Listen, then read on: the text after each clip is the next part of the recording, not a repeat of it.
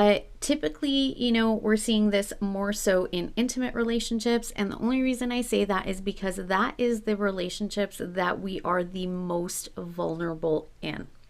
So whatever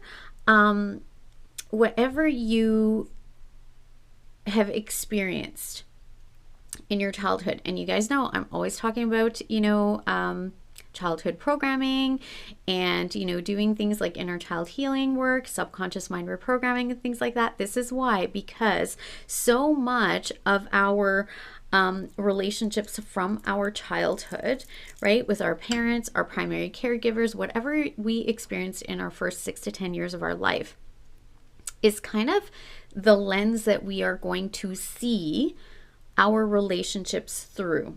But not just that, it is also past relationships that we've had.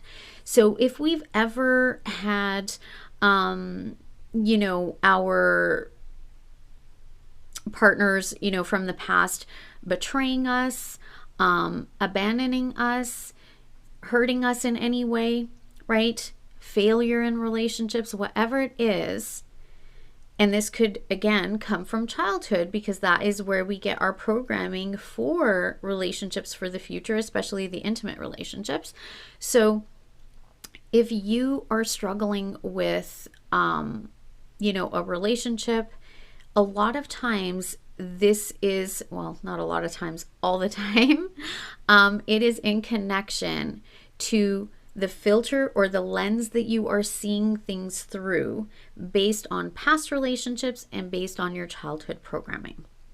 So for instance, and this is all about the reticular activating system that we have in our brains. I won't go into the whole, science behind it. But basically your subconscious mind, based on what's programmed in there, is there with your ego to try to protect you, right? Because centuries ago we needed to, survive in the wild. And that's fine. We don't really need to do that, today. But what happens is now your subconscious mind is using what's programmed in there, and it is now scanning your environment constantly, all the time, for danger and bringing up fears to try to stop you from things, right? To protect you, to save you from danger, right? And that's great when we were fighting off, bears and starvation in the wild, but not so great in today's world. So when something happened in your past, let's say you were abandoned when you were a child, or let's say you had a partner betray you, you are now going to scan every relationship you have with that, or your subconscious mind is. And you're not really usually aware of this.